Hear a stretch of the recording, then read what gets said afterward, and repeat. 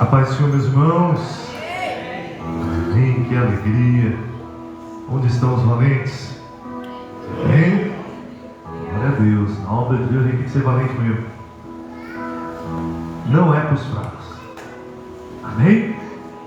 A obra de Deus não é para os fracos, irmãos. Ainda que possa entrar o fraco, mas na obra de Deus você tem que ser valente mesmo. Aleluia.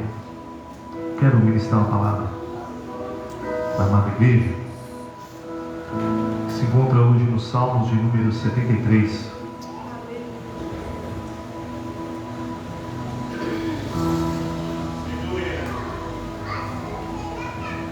Salmos de número 73. Eu vou ler tudo. Amém? Eu particularmente gosto de pregar em salmos. Tem alguns preferidos. Esse é um deles. Amém? Salmos de número 73, todos encontraram? Diz assim a palavra de Deus: com efeito, Deus é bom para com Israel, para com os de coração limpo. Quanto a mim, porém, quase me resvelaram os pés. Pouco faltou para que se desviassem os meus passos, pois eu invejava os arrogantes ao ver a prosperidade dos perversos. Para eles não há preocupações, o seu corpo é sadio e médio, não partilha das canseiras dos mortais, nem são afligidos como os outros homens. Daí a soberba que os cinge como um colar, e a violência que os envolve como um manto. Versículo 7. Os olhos saltam-lhes de gordura, do coração brotam-lhes fantasias, motejam e falam maliciosamente, da opressão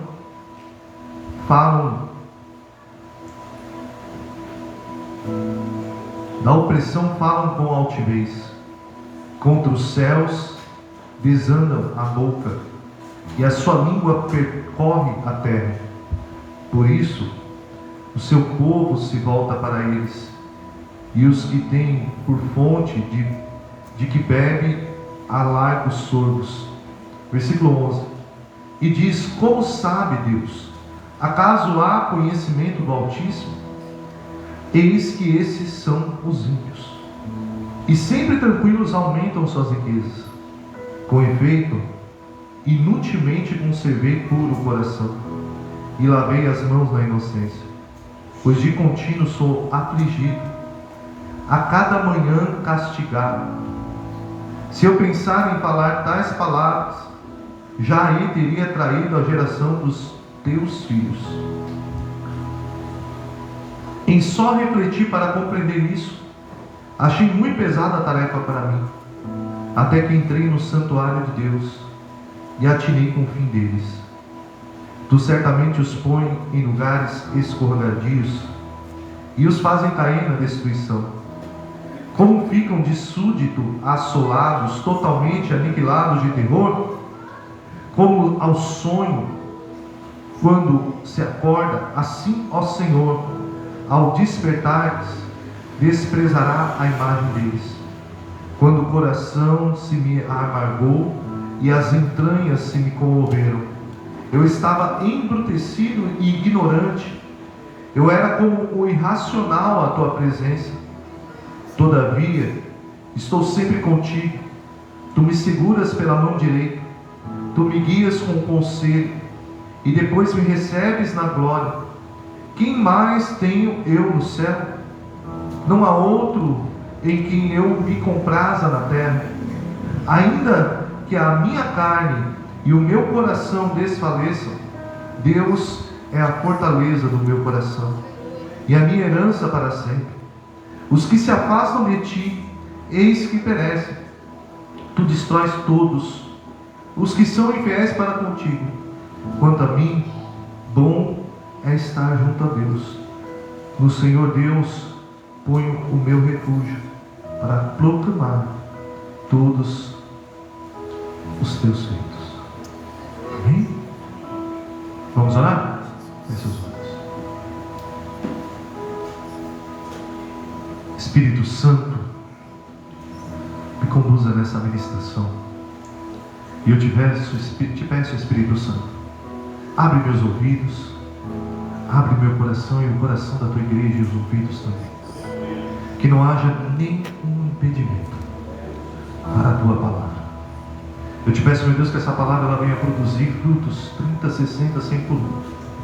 Que ela encontre uma terra boa, Pai, para isso. E ao entrar, ela venha produzir no devido tempo, Pai, o fruto. Que nós venhamos ver o resultado desta palavra. Esse momento é teu, Deus, para que o Senhor fale. Ansiamos, temos fome e temos sede da tua palavra. Por isso nos ensina, nos exorta, nos mostra por onde devemos andar. É o que eu te peço e te agradeço. Em nome de Jesus. Amém. Amém, meus irmãos? Glória a Deus. Palavra maravilhosa. Amém? Amo a palavra de Deus, amo os salmos. Irmãos, o salmo de número 73, ele faz parte de uma sequência de 12 salmos. São salmos de Asaf, que nós vamos ver na Bíblia. E o primeiro deles, na verdade, Asaf escreveu 12 salmos, né? A sequência não são 12. Asaf escreveu 12 salmos na Bíblia. E ele era considerado também como um vidente, um profeta. Trabalhou no tabernáculo de Davi. E eu acho tremendo a vida desse homem. Asaf, ele é um homem como nós, né? Um adorador. Foi escolhido para ficar no tabernáculo 24 horas. Porque Davi, quando ele traz a arca para Jerusalém de volta, ele não faz o tabernáculo, ele faz uma tenda. Uma tenda que tinha adoração 24 horas, havia turnos ali. E ele escolhe os filhos de 3 levitas, de Asaf, Jedutum e Harum. Então esses 3 e os seus filhos são incumbidos agora de fazer a adoração 24 horas na tenda de Davi. Eu acho tremendo isso que Davi fez, porque Deus sempre, para construir as coisas referente a ele sempre pediu normas, como deveria ser feito. E agora Davi traz a arca, e ele não monta o tabernáculo, mas monta uma tenda de adoração, onde quando você chegava em Jerusalém, você ouvia a adoração 24 horas naquele lugar, não parava. E Deus nunca repreendeu Davi por isso. Deus ama a adoração. Ele busca adoradores verdadeiros. E se a Bíblia fala verdadeiros adoradores, é porque tem falso também. Se Deus busca verdadeiros adoradores, é porque existe falso adorador. E eu tenho certeza que nessa igreja aqui está cheio de homens e mulheres que são verdadeiros adoradores. Asaf é um homem tremendo, e nesse salmo ele vai mostrar, a gente vai estudar um pouquinho aqui, que ele, apesar de estar dentro, ele percebeu que o coração dele teve um momento que estava fora, né? Eu te pergunto hoje, apesar de você estar aqui, você corre o risco de estar nessa igreja, mas de ainda estar fora. Você corre o risco de frequentar a igreja do Senhor de domingo a domingo, não faltar um culto, mas você está fora. Você corre o risco de servir o Senhor, até ter um serviço na obra de Deus. Obrigado, melhorou aqui, amém? Até ter um serviço na obra de Deus, fazer algo, tocar, cantar, pregar, exercer diaconato, missões, e mesmo assim ainda está fora. Quando nós refletimos nesse salmo, meus irmãos, eu fico pensando nas palavras de Jesus do salmo, no Mateus 6:21. Jesus diz assim: onde estiver o teu tesouro, aí está o teu coração. Os olhos são as candeias do corpo. Se os olhos forem bons, todo o corpo será bom. Mas se forem maus, o corpo estará cheio de trevas. Eu costumo dizer, eu tenho dito esses dias, que às vezes a gente vem para a casa do Senhor, meus irmãos, e a gente corre o risco de olhar para o barro. Porque Paulo vai dizer na segunda carta aos Coríntios que nós somos um vaso de barro que carrega um grande tesouro. E muitas vezes nós nos frustramos na obra de Deus, nos decepcionamos na obra de Deus, porque a gente fica olhando para o barro que sou eu, o barro que é você. Ninguém aqui é diferente. Nisso todo mundo é nivelado. Não tem um melhor do que ninguém, irmãos. Pode dizer, não importa o título, se é pastor, se é apóstolo, se é profeta, todos nós somos um vaso de barro. Você é um vaso de barro, eu sou um vaso de barro, meus irmãos. A essência é a mesma. A essência é a mesma, é pecadora. A gente falha muito. Nós viemos do pó e ao pó nós vamos voltar. Mas uma coisa muito grande nós carregamos. Quando perguntaram para Jesus onde está o reino de Deus, ele falou assim: o reino de Deus está em vós. E é isso que é diferente em mim e você, porque nós carregamos a essência divina. O reino de Deus está em nós. Aleluia.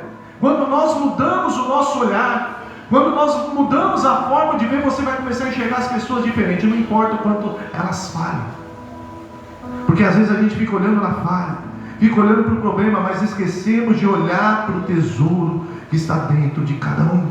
Há um tesouro dentro de você. Fala para o seu irmão: há um tesouro aí dentro. Irmãos, tem um tesouro dentro de você. Nós carregamos um tesouro. Aleluia. Porque tem gente às vezes que acha que não é nada. Tem gente que acha que não é importante. Tem gente que acha que a última bolachinha do pacote ali, esqueceram dela, aquela amassada, aquela última que ninguém quer. As pessoas às vezes acham que são assim. Mas eu quero dizer que você é importante, porque você carrega um grande tesouro dentro de você. Os nossos olhos faz toda a diferença, meus irmãos. Nós precisamos estar voltados para as coisas importantes da vida. O salmista, ele tem um salmo que eu gosto muito, o salmo de número 121. Ele fala assim: elevo meus olhos para os montes. De onde me virá o socorro? O meu socorro vem do Senhor, que fez o céu e fez a terra. Ele não olhava para a batalha que estava por vir. O olhar dele não estava para o caminho que ele tinha para seguir, mas os olhos dele estavam voltados para o monte. Onde você tem olhado, meu irmão e minha irmã? Aonde você tem pousado o seu olhar? Como você tem olhado para as pessoas? Como você tem olhado para a obra de Deus? Como você tem olhado para a sua vida? Como você tem olhado para as coisas do dia a dia? Aleluia. A forma como nós olhamos, meus irmãos, muda muita coisa. Muda muita coisa. Nós precisamos entender que nós temos um tesouro, e isso é importante. Jesus contou uma parábola um dia, em Mateus 13, a partir do versículo 44, de um homem que ele foi lá no campo, cavou e achou um tesouro. E aí ele fez o que? Ele guardou o tesouro ali de novo, vendeu tudo que tinha e comprou aquele campo. Tamanha importância do tesouro do reino, tamanha importância das coisas divinas, tamanha importância ao reino de Deus para nós, meus irmãos. Se tem uma coisa que um servo de Deus, uma mulher de Deus tem que pensar é no reino de Deus, viu, meus irmãos? Aleluia. A gente tem que pensar constantemente no galardão, na bênção que nós vamos receber. Aleluia. Porque isso muda muita coisa. Se tem uma coisa que é mais importante que tudo que você possui nessa vida, é o reino. Daqui ninguém leva nada. Tudo passa. Daqui você não leva o seu recurso. Daqui você não leva a sua casa. Daqui você não leva os seus bens. Aleluia. Foi falado de cemitério aqui hoje. Quando você vai lá, você vê talentos enterrados, pessoas de potencial, aleluia, que foram enterrados, porque tudo fica aqui. Aonde está o seu coração? Aonde está o seu tesouro? Aonde tem pousado o seu olhar? Por que você tem olhado? Você tem olhado para o irmão como ele olha para você? Você tem olhado para o jeito que as pessoas fazem as coisas? Você tem olhado para o jeito que as pessoas se vestem? Meu irmão, a sua adoração está muito pequena. Nós precisamos melhorar a forma como nós vemos as coisas. Asaf, ele percebe que durante um tempo ele teve uma visão turva das coisas. A visão dele estava como escama nos olhos. Ele não enxergou da forma como ele deveria enxergar. E às vezes nós precisamos reconhecer isso, meu irmão. O versículo 1, 2 e 3, ele vai mostrar assim: quanto a mim, meus pés quase se desviaram. Pouco me faltou para desviar os meus passos, pois eu invejava os arrogantes. Eu olhava para a prosperidade dos perversos. Ele olhava para os outros, meus irmãos. Ele ficava olhando para aqueles que não servem, como eles prosperavam, como as coisas na vida deles iam bem, como eles conquistavam. E isso quase foi motivo dele desviar da presença do Senhor. Quase que ele se afasta. Meus irmãos. Aleluia. Nós precisamos cada dia, meus irmãos, mudar a forma como nós vemos. Precisamos limpar o coração. A palavra do Senhor diz assim: bem-aventurado os limpos de coração, porque esses verão a Deus. Mas tem que ser limpo de coração para ver Quando nós vemos somente maldade, o seu coração também fica ruim, meus irmãos. Eu estava dando um ensino para os jovens aqui, foi no sábado, e eu falava justamente sobre perdão. Que o perdão, quando nós olhamos muito para a situação e se magoamos com aquilo, nós criamos uma raiz de ressentimento. E o ressentimento é como se fosse uma ferida, uma casquinha do machucado, que você vai lá, toda vez que você lembra, você arranca aquela casquinha. E aí está curando de novo, quando você lembra, você vai lá e arranca aquela casquinha. Uma hora essa ferida ela vai infeccionar. Uma hora essa ferida que era pequenininha vai se tornar uma grande ferida. E eu tive uma pergunta aqui que foi interessante dos jovens. Eles falaram assim: mas e se eu perdoo e continuo sentindo? Eu não estou falando que você vai deixar de sentir, porque na verdade, meus irmãos, toda ferida ela gera uma cicatriz. A cicatriz vai estar lá para você lembrar do machucado, mas ela não será de novo um machucado. Amém? Então nós precisamos curar nossas feridas. E nós curamos, meus irmãos, quando nós olhamos para dentro de nós. Está dentro. Aleluia. Ele olhou para dentro dele. E olhando para a situação que ele olhava as coisas, ele percebeu que isso estava levando ele à ruína, estava levando ele ao precipício, estava fazendo com que ele se desviasse dos caminhos do Senhor. O que ele olhou? Ele olhou para o que o ímpio tinha, e não para o que eles são na presença de Deus. Ele olhou para o que eles tinham. Eles prosperam, eles conseguem, eles conquistam, mas não olhou para o que eles tinham. Esse povo não tinha Deus. Você tem o maior tesouro. Nós encontramos o maior tesouro. Tem um hino aí que eu estou gostando muito de ouvir, que fala assim: eu encontrei o meu tesouro, o bem mais precioso. E é isso que nós encontramos quando entramos na casa do Senhor. Quando nós nos convertemos, nós encontramos o maior tesouro dessa terra. Aleluia. E quando nós encontramos o maior tesouro dessa terra, todas as outras coisas, meus irmãos, é de pouco valor. Mas ainda está cheio de gente que busca de pouco valor. Não inveje aqueles que andam nos poucos valores. Hoje vivemos um tempo de valores invertido. Tudo está invertido. O certo virou errado, e o errado virou certo. Não tenha inveja. Procure andar certo, porque o tesouro está nos valores do reino. Ele olhou para a carnalidade, para a forma como eles viviam carnais, e achou que isso valia mais do que ser puro. Versículo 6 fala assim, daí a soberba que cinge como um colar, e a violência que envolve como um manto. Versículo 10: por isso o seu povo se volta para eles. Eles têm por fonte de que bebe a largos sorvos. Versículo 13: e aí a inveja dele: com efeito, inutilmente conservei puro o coração e lavei as mãos na inocência. Quando Asaf olhava para a situação do ímpio, ele falou assim: o que eu estou fazendo? Eu estou perdendo meu tempo. Eu estou na casa do Senhor, eu sirvo a Deus. Quantos de nós já não questionamos assim? Eu sirvo ao Senhor, eu faço tudo certo, eu não paro de ir na igreja, eu dizimo, eu oferto, e as coisas dão errado na minha vida. Então ele chegou a pensar: então eu estou fazendo isso inutilmente.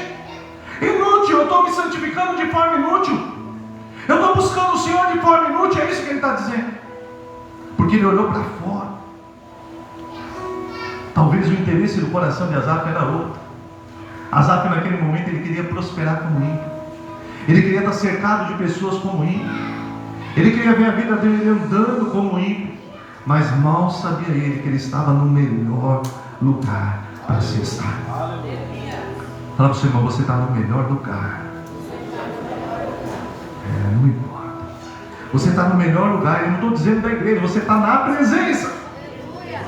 A presença de Deus é o melhor lugar. Então, meu irmão, não flete com a impureza.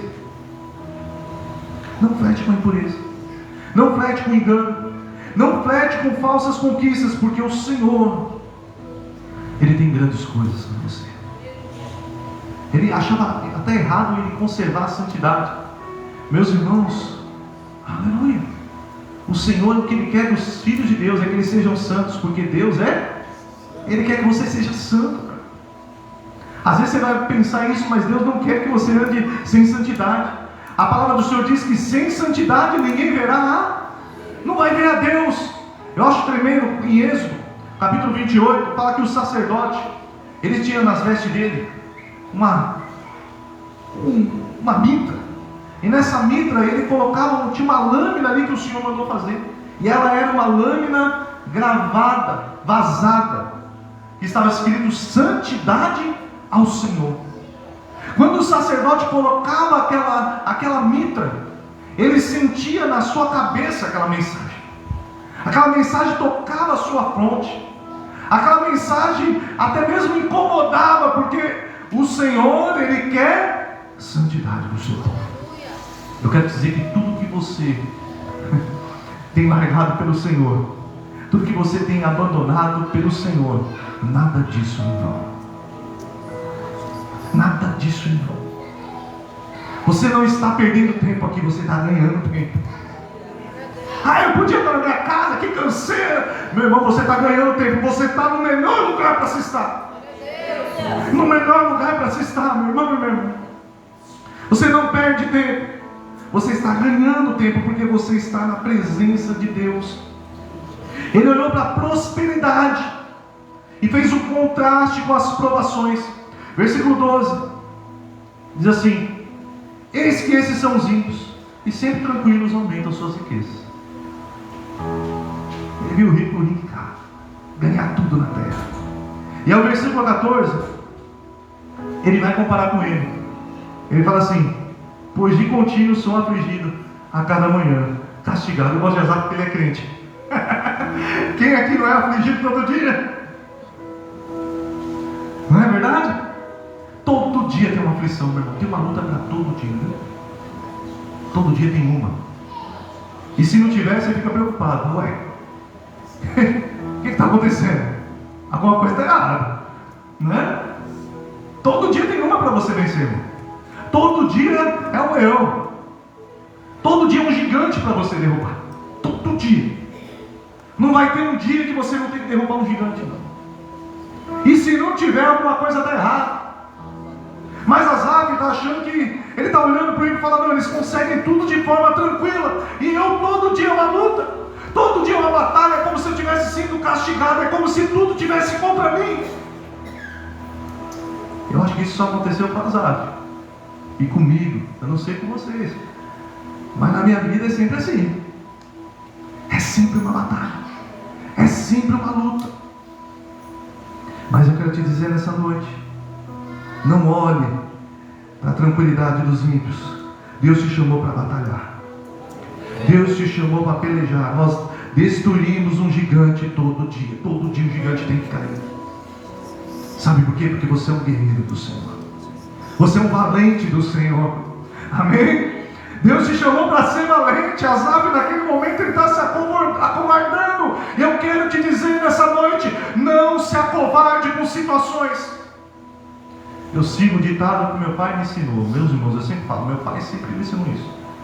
Ele sempre falou assim: meu filho, quando você tiver um problema, não foge dele. Enfrenta ele. Porque se você não enfrentar esse problema, amanhã ele te pega lá na frente. E eu digo isso, meus irmãos: enfrente o seu problema. Resolve o seu problema. Resolve com Deus, viu? Não do seu jeito, resolve com o Senhor, amém? Não do seu jeito, mas resolve com o Senhor. Não deixa para amanhã. Não procrastina. Às vezes nós vemos o problema e deixamos para amanhã, passamos para depois, ficamos procrastinando, e isso é uma palavra que a gente ouve muito hoje. Deixamos para amanhã aquilo que nós podemos fazer hoje, e o que nós temos capacidade para fazer hoje. Porque você não sabe, você tem uma capacidade sobrenatural, porque o reino de Deus está em nós. O reino de Deus está em nós. O problema é que a gente perde muito tempo murmurando, pensando nos outros, e não colocamos em prática aquilo que nós temos. Você é uma autoridade do Senhor. Jesus opera nessa terra através de você. Ele usa a sua vida, Ele usa a minha vida. Aleluia. Ele olhou para a linguagem do ímpio. Até a linguagem, ele olhou como eles falavam. A linguagem dele, ele colocou esse contraste com a linguagem santa. Olha só, o versículo 8 fala assim: motejam e falam maliciosamente, da opressão falam com altivez. Ele olhou para a forma como eles falavam. Mas a palavra do Senhor, meus irmãos, diz assim para mim e para você: não saia da vossa boca nenhuma palavra torpe. As palavras que precisam sair dos meus lábios são palavras que edificam. Não importa sair fora, o pessoal fala tudo errado. Aleluia. Mas eu fui chamado para falar aquilo que edifica. Eu fui chamado para falar aquilo que constrói. Todos os dias, meu irmão e minha irmã, você vai ser tentado a entrar numa conversa que derruba. Todo dia. Todo dia vai vir alguém querendo derrubar alguém. Estava até conversando aqui com o pastor Wagner no início do culto, e a gente falava assim, eu falei, pastor Wagner, falei assim, que quem queima a imagem dos crentes é o próprio crente, muitas vezes pelo que a gente fala dos nossos irmãos. Os nossos irmãos são barro também. A gente vê uma coisa errada e sai falando. A gente vê um problema e sai falando. E aí encontra outro e sai falando. Agora com a internet piorou, tem até página. E a gente mesmo queima a imagem do cristão, quando nós deveríamos ser luz. Nós criamos coisas na internet para as pessoas darem risada de crente. E nós precisamos ser luz. Precisamos dominar o que falamos. Tiago fala que o homem que domina a sua boca, esse homem dominou todo o corpo. É um varão perfeito. É dominar o falar, meus irmãos. Muitas vezes a gente quer falar demais, e o Senhor quer que nós calemos. Tem momento que é para a gente calar. Tem momento que é para a gente ficar quieto. Tem momento que é para não falar. Tem momento que é para não contar. Tem momento que é para orar, meu irmão e minha irmã. Agora o ímpio não. O ímpio ele fala mesmo. O ímpio ele vai falar, o ímpio ele vai derrubar, o ímpio ele vai pegar e vai falar mal, ele vai fazer fofoca, mas essas coisas não devem acontecer no nosso meio. Essas coisas não devem acontecer em nosso meio. Não deveriam e não devem. Santo é o Senhor. Mas eu acho tremendo o texto. Glória a Deus. Porque Asaf, ele também fala do seu retorno. O seu olhar estava fora, Deus. Ele estava até dentro. Preste atenção. Asaf era chamado para adorar nos seus turnos. Ele era um líder da adoração. Mas ele estava todo dia na casa de Deus. Mas o seu olhar estava fora. A gente corre esse risco. A gente corre esse risco de estar todo dia, de fazer a obra todo dia e estar olhando para fora. E quem olha para fora está fora. Nunca esteve dentro. Nunca esteve dentro aquele que olha fora. Asaf fala do seu retorno, a presença de Deus. Ele fala do seu abrir de olhos agora neste momento. E a vida dele começa a mudar quando ele refreia a sua língua. Olha só, falando da boca, quando ele refreia a língua no que ele fala. Versículo 15 vai dizer assim, ó: se eu pensar em falar tais palavras, eu já teria traído a geração dos teus filhos. Só dele pensar, se ele pensasse em falar, ele estaria destruindo uma geração. E quantas vezes Nós não pensamos no que falamos e destruímos a geração que está por vir. Aleluia. A Bíblia fala assim: analisa, pois, o homem a si próprio. Nós falamos isso sempre na ceia. Asaf está entrando nessa reflexão interior, porque ele olhou tanto para fora, ele olhou para a linguagem dos ímpios e ele falou assim: meu Deus, se eu pensar, se tão somente eu pensar e falar uma palavra dessa, eu vou destruir uma geração, eu vou destruir a continuidade, porque Deus é Deus de continuidade. Deus é Deus de continuidade, meu irmão. Porque amanhã não está eu, não está pastor Gênesis aqui, não está pastor Ademar, não está a apóstola Tatiana, não está ninguém aqui. Amanhã é outra geração. E assim por diante. Deus é geracional. E nós precisamos pensar muito como nós falamos. Se andamos edificando. Sabe qual é o maior problema que nós vimos nas casas às vezes? Aleluia. De crentes, eu lido com isso. Na igreja adora, mas dentro de casa a fala é ruim. A conversa é ruim. O que se conversa dentro da casa mata, não edifica. É crítica, é apontamento. E aí, sinceramente, os filhos nunca vão querer estar na igreja de jeito nenhum. Piorou os netos. Então, uma fala destrói uma geração. Quer guardar a sua casa? Chega na sua casa e fala assim: o culto foi uma bênção. Como foi lá? Foi uma maravilha, meu irmão. Foi uma maravilha, meu filho. Foi uma maravilha, minha filha. Você está perdendo seu tempo, vem para a casa do Senhor. Amém? E aí a gente ganha. Mas quando as pessoas olham a gente falando mal do irmão, mal do crente, mal do pastor, mal da igreja, mal do ministério, mal de não sei o que, para que eu vou para a igreja? Não vou de jeito nenhum. Não vou nunca.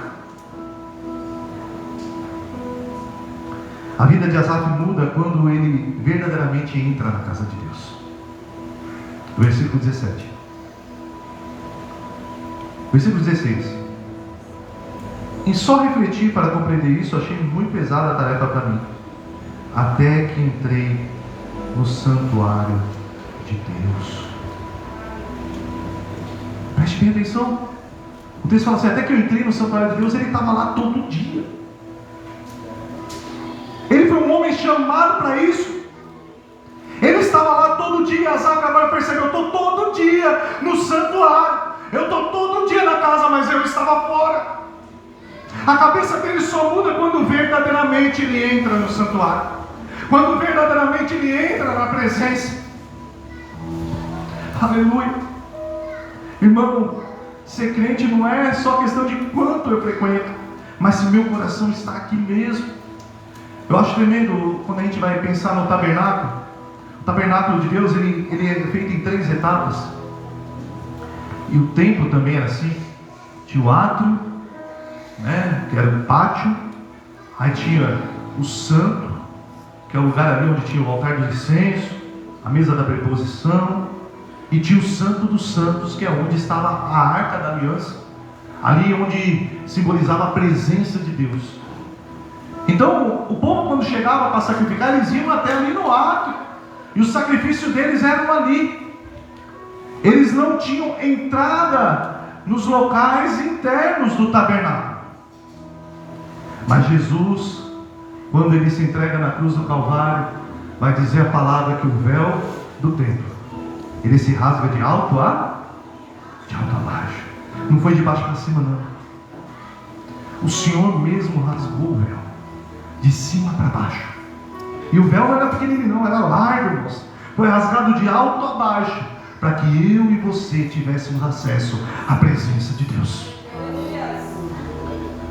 Mas eu me arrisco em dizer que mesmo com o tabernáculo aberto, mesmo com a gente tendo um acesso, porque a palavra do Senhor nos diz em Hebreus capítulo 10, verso 29, que nós temos ousadia de adentrarmos no Santo dos Santos pelo véu que nos foi aberto pelo sangue de Jesus. Mesmo assim, tem crente que não entra na intimidade, não entra no Santo dos Santos. O véu foi aberto e ele ainda fica lá no ato do sacrifício. O véu foi aberto e eles não têm ousadia de estar na presença do Senhor. Até frequentam a casa, mas ainda não entraram no Santo dos Santos.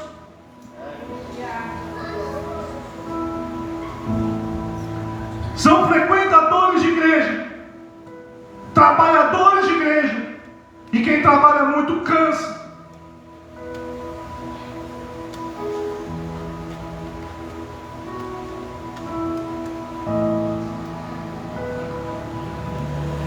Hebreus 10, 19, meus irmãos, não 29. Amém? O véu foi aberto. Então, é o ato, o santo e o santo dos santos. Aonde você quer estar nessa noite? Nós estamos no santo dos santos, meus irmãos. O nosso lugar de ousadia é o santo dos santos, porque o sangue de Jesus foi esse acesso. O sangue de Jesus me deu essa abertura. O sangue de Jesus me colocou neste lugar. Aleluia. E isso é uma coisa tremenda, porque só entrava naquele lugar o sumo sacerdote uma vez por ano. E você pode estar nesse lugar todo dia da sua vida. Aleluia. Todos os dias. Aleluia, santo Senhor. Ele deixou de lado o egoísmo. Versículo 13. Ele dizia assim: inutilmente conservei puro o coração, lavei as mãos na inocência. Mas agora ele entrou no santuário e ele olhou para o fim dos ímpios. Aleluia. Ele muda também quando ele recebe entendimento das coisas. Que vai dizer que ele entra no santuário e agora ele olha para o fim do ímpio. Sabe o que muda eu e você, o servo de Deus, daquele que não é servo de Deus? Qual é a diferença? Nós somos filhos de Deus. Amém? Essa é uma diferença grande.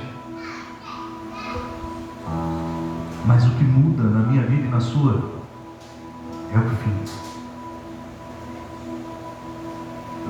Daniel, ele vai dizer assim: tu porém, lá em Daniel, no último capítulo lá vai dizer assim: tu porém vai até o fim é diferente. O meu fim é um, mas aquele que não está na presença do fim é outro. O que muda na nossa vida é o fim, meus irmãos. É o fim. Por isso que Paulo vai falar assim: esquecendo das coisas que para trás ficam, eu avanço para as que estão diante de mim. Ou seja, todo dia tem coisa, todo dia. Mas ele fala assim: eu prossigo para o alvo. Ele prossegue para o fim. O olho dele está no fim. O olho dele está no resultado. O olho dele está no galardão. O olho dele está no reino. O olho dele está nas coisas que o Senhor tem para ele. Os olhos de Paulo não estavam nas coisas dessa terra. Ele falou: eu sei estar aflito, eu sei passar fome.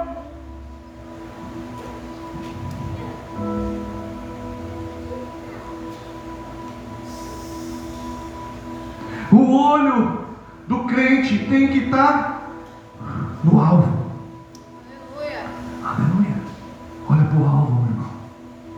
Olha para o fim, porque o fim é totalmente diferente. Porque um dia Jesus vai voltar. A palavra do Senhor fala em Atos dos Apóstolos que um dia os apóstolos estavam todos olhando Jesus subir. Jesus subiu até as alturas. Apareceu 2 varões ali, anjos lá no céu, e falaram assim: ó, o que vocês estão olhando? Varões galileus, não sabeis que da mesma forma que vocês viram ele subir, vocês verão ele voltar? Da mesma forma. Da mesma forma. E no retorno de Jesus, cada um vai dar conta. Um dia todos nós vamos dar conta do que você fez na terra, do que nós fizemos no corpo, do que nós fizemos com nossa vida. E é esse fim que importa. Aleluia, santo é o Senhor. Então Asaf, ele olhava somente para os ímpios, mas ele não estava olhando para o fim deles. Ele não olhava para o destino. Ele não tinha mais desejo de estar com o Senhor. Sabe, perceba que a igreja cada dia mais ela prega menos. Ela prega menos sobre arrebatamento. Ela prega menos sobre o reino de Deus. Ela prega menos sobre o retorno de Jesus. Sabe por quê? Porque é muito mais fácil eu conservar os crentes na igreja falando do que eles têm nessa terra. É muito mais fácil eu conservar vocês aqui nessa igreja falando do que Deus tem para você, que Deus tem bênção, que Deus tem bens, que Deus tem carro, que Deus tem casa, que Deus tem mudança na família. É muito mais fácil eu manter uma igreja dessa forma. E tem crente que só busca isso. E tem pastores dando o que eles querem.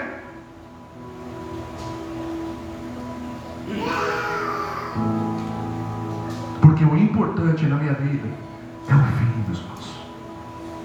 É o fim.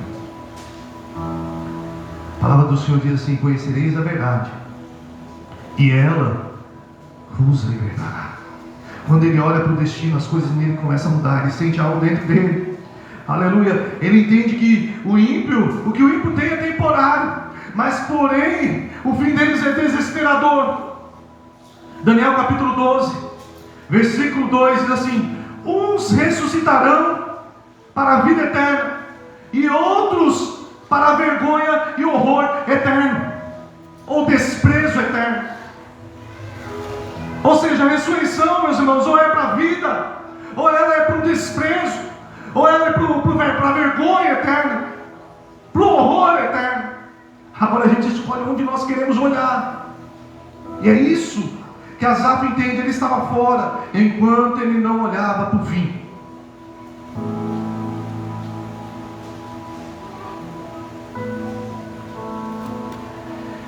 Ele passou a entender, depois que olhou para o fim, que Deus não é injusto, mas Deus é justo e governa tudo.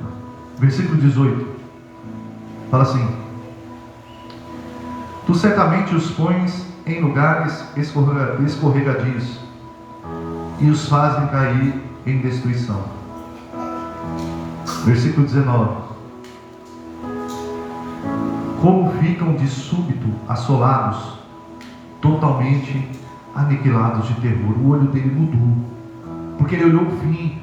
Olha o fim dos ímpios, olha o seu fim. Aleluia. Eu quero dizer que o seu fim é muito bom. O seu fim é muito bom. O Deus que começou a boa obra, Ele é fiel para terminar. Ele não vai concluir a obra na sua vida de qualquer jeito, mas Ele vai concluir a obra de uma forma boa. Ao contrário daquele que não está na presença, o fim seu é muito bom. Até a gente pode ter luta, tribulação, mas o nosso fim é o que importa. O nosso fim é maravilhoso. Os olhos dele se abrem neste momento. Versículo 21 e 22. Quando o coração se me amargou e as entranhas se me comoveram. Versículo 22. Eu estava embrutecido e ignorante. Eu era como irracional na tua presença. Ou seja, todas as vezes que ele se encontrava dessa forma, embrutecido, ou seja, estava brutal, com brutalidade, estava bravo. Todas as vezes que ele se encontrava assim, ignorante, aleluia, ele estava como se fosse uma pessoa que não pensa, irracional, a presença de Deus. Ou seja, ele não conseguia imaginar a presença de Deus o tempo todo com ele. Ele até estava lá, mas ele não via a presença. O culto, ele é o que, irmãos? Ele é racional, ele não é arrepio não, viu? Amém? A gente até sente arrepio de presença de Deus, fogo, mas o culto, ele é racional. Eu tenho que crer que Deus está aqui. Mas quando ele estava bravo, embrutecido, quando ele estava irado, quando ele estava olhando para fora, aleluia, vai dizer que ele estava como um ser irracional à presença. Ele não conseguia perceber que Deus estava com ele. E quantos de nós esquecemos que Deus está conosco? Começamos até a questionar, falar: Senhor, será que o Senhor está comigo nisso? Será que o Senhor se esqueceu? É dessa forma que ele estava.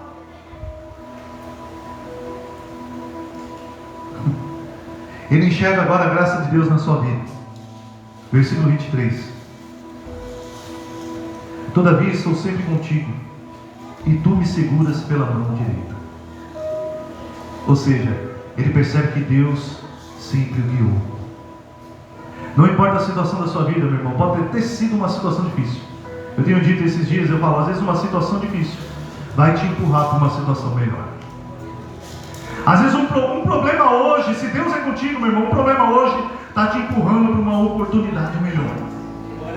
O problema de hoje, ele não é para te destruir, mas é para te levar para a melhor oportunidade.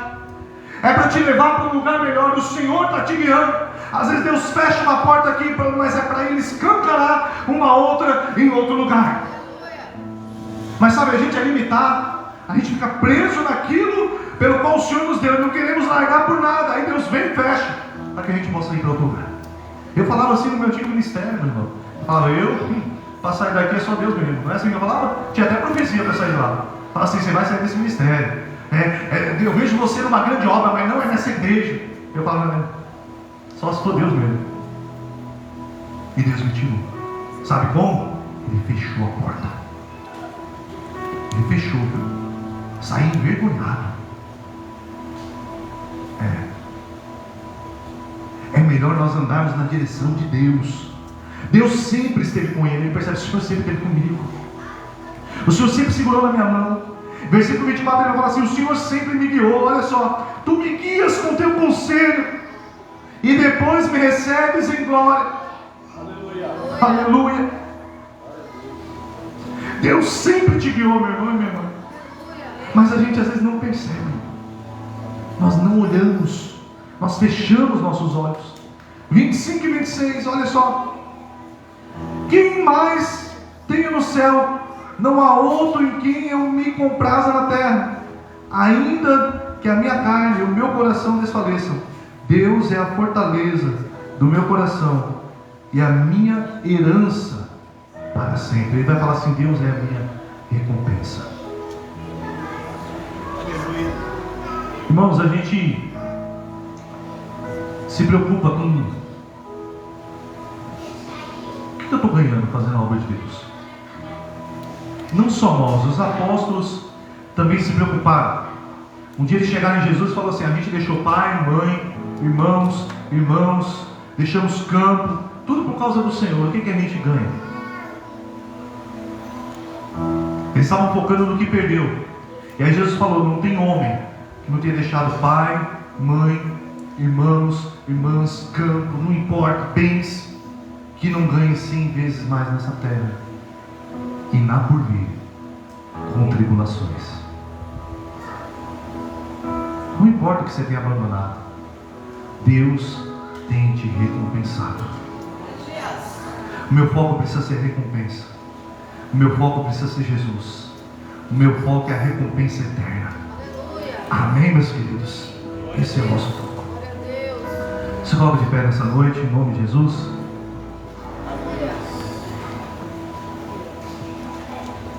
Eu não sei o que tem embrutecido o seu coração. Legal essa palavra. Amém? É nova para mim, embrutecido. A Bíblia fala umas palavras bonitas, né? Eu quero dizer que não importa o que tem embrutecido o seu coração, te deixado bravo, nervoso, mas eu quero dizer que o Senhor quer te conduzir para a presença. Talvez você está caminhando na presença de Deus, mas é tanto problema, meu irmão. Tanto problema, é tanta circunstância, que você não está conseguindo olhar para Jesus, mas está olhando para o problema. Pedro um dia andou sobre o mar, mas quando ele olhou para a tempestade, vai dizer que ele afundou. Amém? Mas quando ele falou a oração mais rápida que tem na Bíblia, ele falou: Senhor, salva-me. O Senhor foi, estendeu a mão e levantou ele. Eu quero que hoje, foque em Jesus. Porque Jesus falou para Pedro assim, e Pedro falou assim: Senhor, se é o Senhor, manda que eu vá até ti. No meio da tempestade, muito ousado, meus irmãos. E o Senhor falou: vem. E ele foi, ele andou sobre as águas.